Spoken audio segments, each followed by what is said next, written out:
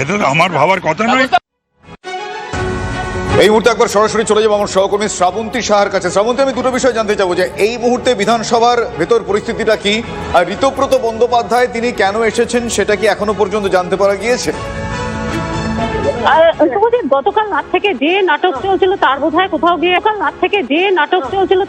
কোথাও গিয়ে একটা জবনিকা পতন হলো।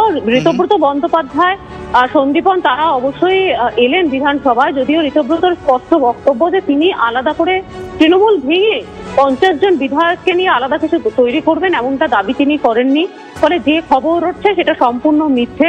যদিও তিনি বারবার এটা স্পষ্ট করার চেষ্টা করেছেন যে তাকে বলা হচ্ছে, বিভিন্ন ধরনের আখ্যা দেওয়া হচ্ছে, সেটা সম্পূর্ণ ভ্রান্ত।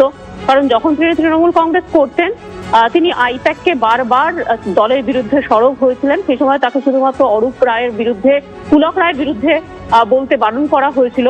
সে ব্যাপারেও তিনি প্রশ্ন তুলেছেন এদিন, এবং তার বক্তব্য দলে থেকে যদি কোনো রকম ভাবে মনে হয় যে কোনো বেআইনি কার্যকলাপ চলছে সেক্ষেত্রে কেন তিনি দলের কেউ হয়ে প্রতিবাদ করতে পারবেন না। আজকের এখনো পর্যন্ত বিধানসভায় তিনি রয়েছেন, তাকে বারবার প্রশ্ন করা হয়েছিল যে ঠিক কি কারণে তিনি বিধানসভায় এসেছেন। সে প্রশ্নের সঠিক কোনো উত্তর দেননি তিনি। তার বক্তব্য ব্যক্তিগত কিছু কাজ রয়েছে।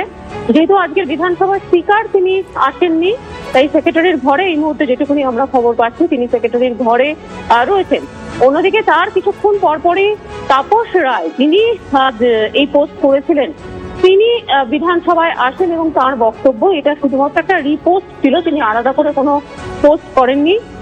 এই ধরনের কোনো ঘটনা ঘটছে কিনা সেটা সম্পর্কে স্পষ্ট ব্যাখ্যা তার কাছে না থাকলেও তৃণমূল কংগ্রেসের অন্দরে যে একটা ক্ষোভ রয়েছে, বিশেষত অভিষেক বন্দ্যোপাধ্যায়কে ঘিরে এই ক্ষোভ ক্রমশ বাড়ছে, সেটাই স্পষ্ট করেছেন। তা বুঝতে পেরেছি। ধন্যবাদ শ্রাবন্তী।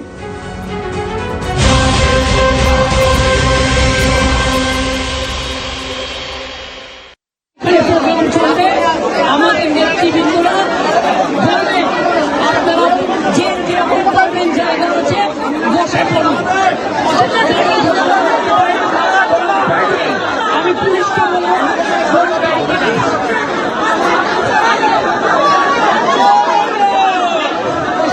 আমার বাড়ি থেকে দুটো এবং মমতা বন্দ্যোপাধ্যায় তিনি ধর্নায় বসলেন। ছবি দেখছেন আপনারা। মমতা ধর্না কর্মসূচিতেও দিশেহারা তৃণমূল। প্রথমে ওয়াই চ্যানেল যাবেন নাকি কোথায় যাবেন, রানী রাসমণি অ্যাভিনিউ যাবেন, সেটা নিয়ে একটা কনফিউশন ছিল। এখন এই মুহূর্তে মমতা বন্দ্যোপাধ্যায় তিনি ধর্নায় বসেছেন, সেই ছবি আপনারা দেখছেন। এবং হাতে গোনা কয়েকজন এমএলএ এমপি সেখানে রয়েছে, হাতে গোনা কয়েকজন এমএলএ এমপি উপস্থিত রয়েছেন মমতা বন্দ্যোপাধ্যায়ের ধর্না কর্মসূচিতে।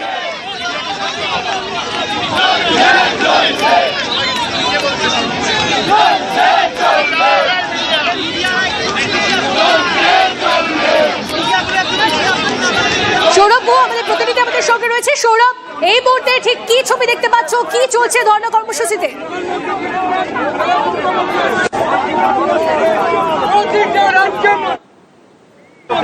এখানে পৌঁছেছেন তাও 20 মিনিট আগে। এই ফলাফল বেরোনোর পর, ক্ষমতা হারানোর পর সৌরভ, খুব স্পষ্ট করে শোনা যাচ্ছে না, তোমার সঙ্গে কথা বলবো। তবে এই মুহূর্তে ছবিটা আপনারা দেখতে পাচ্ছেন, মমতা বন্দ্যোপাধ্যায় ধর্নায় বসেছেন। আমি আরো একবার সৌরভের থেকে জানতে চাইবো, সৌরভ, কতজন এমএলএ এমপি আজ উপস্থিত মমতা বন্দ্যোপাধ্যায়ের ধর্নায়?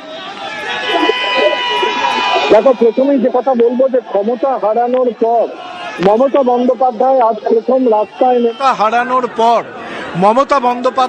প্রথম রাস্তায় নেমে এসেছেন এবং তিনি আম্বেদকরের মূর্তিতে মাল্যদান করবার পর এই মুহূর্তে ওয়াই চ্যানেলে এসেছেন। স্বাভাবিকভাবে তার দলের কর্মী এবং নেতাদের মধ্যে একটা আবেগ সঞ্চারিত হয়েছে তাকে দেখে। এই মুহূর্তে মমতা বন্দ্যোপাধ্যায় প্রথমে মাইক তুলে কিছু বলেছেন, কিন্তু এতটাই স্লোগানিং চলছিল, এক্স্যাক্টলি তিনি কি কথা বলেছেন তা